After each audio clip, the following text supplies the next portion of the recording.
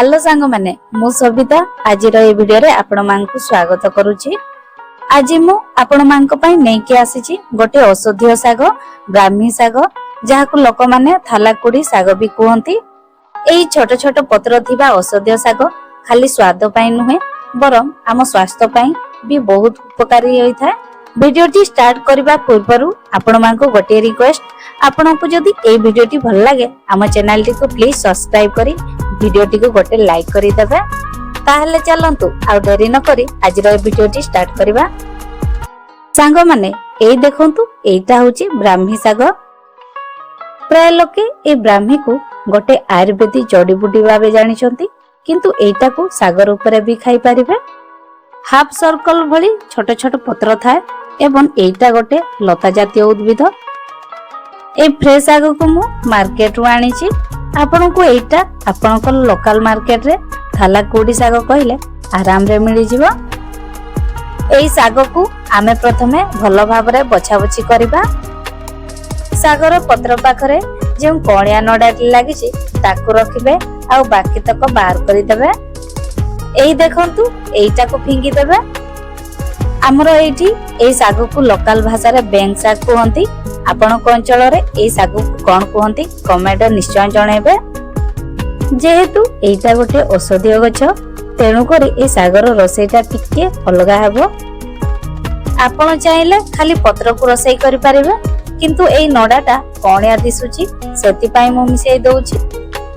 हमर एई रेसिपी वीडियोटी आपण मानक जदि भलो लागिता ताहेले प्लीज हम चैनल टी को सब्सक्राइब करी पाखरे थिबा नोटिफिकेशन बेल टी को ऑन करि देबे।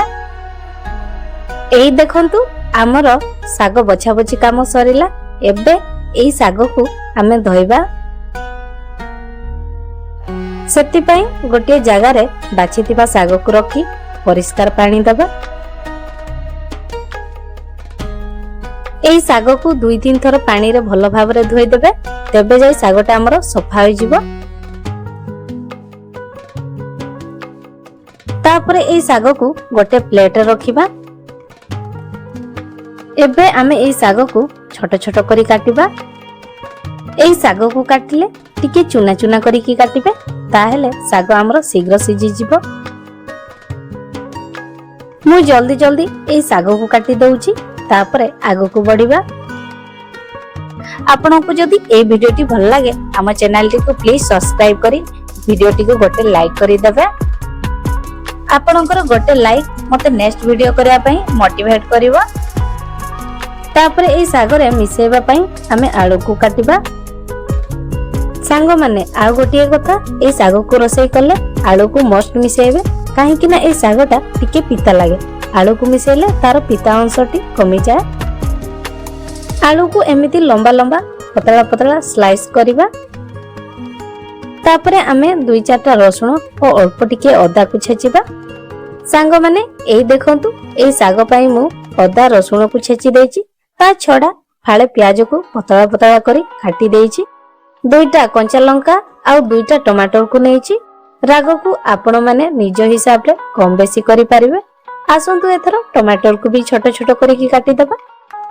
मु आगरु कहिथिले ना ए सागर रसई प्रोसेस टिके अलगा हबो, तेणु आज आमे ए सागर रसई को 2टी स्टेप रे करिबा। प्रथमे गोटिए कढ़ई को गरम करिबा। कढ़ईटा हल्का गरम होई गले आमे काटी की रखिथिबा साग को ऐड करिबा। कढ़ई रे बिल्कुल तेल देबेनी, एमिति ही डायरेक्ट साग को पकेइबे। तापरे आमे काटी की रखिथिबा टमाटर को ऐड करि देबा। ए सब को भलो भाबरे मिक्स करि देबा, जेमति सागरे सब आडे टमाटर हमरो मिसि जिवो। संगे संगे नून को पकेइबेनी, सागटा टिके सिझी जिवो सेते बेले नून को देबे। ए ब्राह्मी साग को खाइले हमको अनेक प्रकार रो बेनिफिट मिली थाए। ब्राह्मी साग को मेमोरी बूस्टर कुहा जाए। स्टूडेंट एवं वयस्क व्यक्ति को यह अधिक फायदा देई थाए। एबे हमें नून को ऐड करबा। जेतिकी नून को खांती ताटू कम देइथिबे, काहे कि ना हमें आलू को भाजिला बेले नून को पकेइबा। तापरे एबे आमे ए सागर पानी मरिबा पर्यंत ए साग को भाजिबा। मझिरे सागर बिल्कुल पानी को देबेनी, जदि देबे ताहेले साग को काटिला बेले देबे। आउ जदि आपण मानकु टिके कंचा लागे ताहेले ढांकुणी को घोड़ाई करी गोटे मिनिट छाड़ी गोटे मिनिट चेक करूथिबे। मु एठी ढांकुणी को घोड़ाईनी, एमिति खोला रे ही साग को भाजुची। ए सागर पानी मरिबा पई टिके समय लागिबो। ता भितरे आपण माने जदि आम चैनल को एपर्यंत सब्सक्राइब करि नांती ताहेले जल्दी सब्सक्राइब करि दियंतु। आसंतु एथरो ए साग को खाइबार किछि बेनिफिट जानि नेबा। ए सागरे थिबा एंटीऑक्सीडेंट गुण शरीरर रोग प्रतिरोध शक्ति को बढ़ाई थाए। ए साग को खाइले दृष्टि शक्ति बढ़ाए, स्किन को ग्लो करि थाए एवं पिंपल हेबारु रक्षा करे। एही साग रक्तचाप को नियंत्रित करे एवं हृदयर मांसपेशी को मजबूत करि थाए। एहार एंटी इन्फ्लेमेटरी गुण आंठुगंठी दरज एवं फुला को कमेई थाए। जेहेतु एइटा गोटे औषधीय वृक्ष तेणु अधिक मात्रार सेवन शरीर पई हानिकारक होई थाए।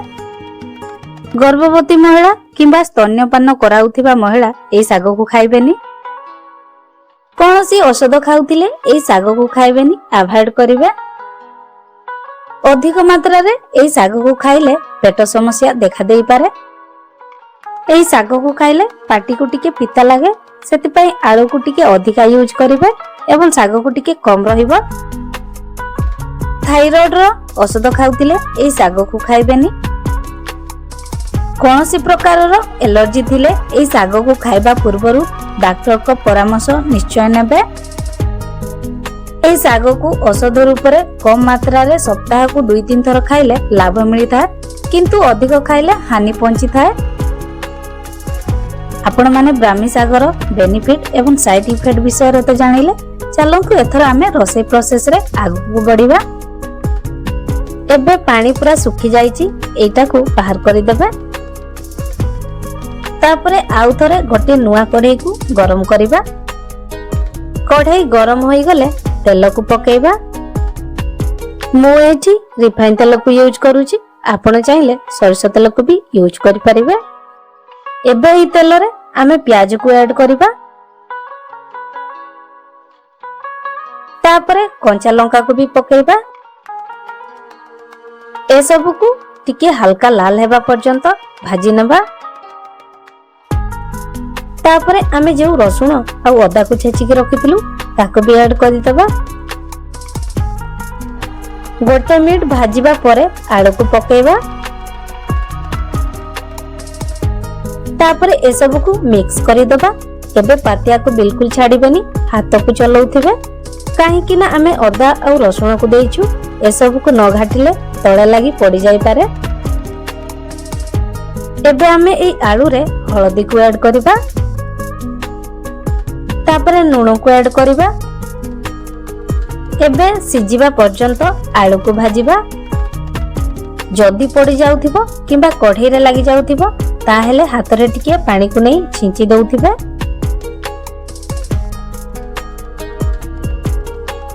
एते भी हमर आलू सिजिनी, आउ टिके सिजिबो।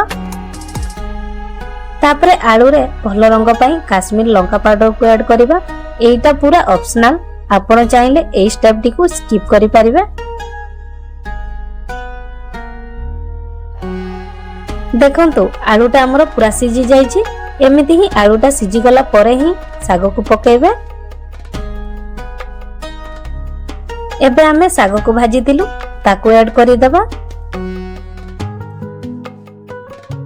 तापरे ए साग को गोटे मिनिट भाजीबा परे रेडी होई जिवो हमर ब्राह्मी साग रेसिपी। देखंतु हमर रेडी होई गला ब्राह्मी साग। एटा को आपण गरम भात संगरे खाई परिबे। आपण माने थरे एमिति बनै की खांतु आ केमति लागला हमकु कमेंट करी की जणाइबे। कोनोसी रेसिपी ऊपर जदी आपणकर प्रश्न था ताहले कमेंट करंतु, मु आपणकु निश्चय रिप्लाई करबी। को साग को केमिति रोसई करले भलो लागिबो आ को जिंस सब मिसेइले आहुरी टेस्टी लागिबो ଜାଣିବାକୁ ଚାହୁଁଥିଲେ ଆମ ଚ୍ୟାନେଲଟିକୁ ନିଶ୍ଚୟ ସବସ୍କ୍ରାଇବ କରିଦିଅନ୍ତୁ। ତ ସାଙ୍ଗମାନେ ଆଜି ପାଇଁ ଏତିକିରେ ରହିଲି। ପୁଣି ଦେଖା ହବ ନେକ୍ସଟ ଭିଡିଓରେ। ସେତିକି ଯାଏଁ ବିଦାୟ ଦିଅନ୍ତୁ। Bye bye, take care.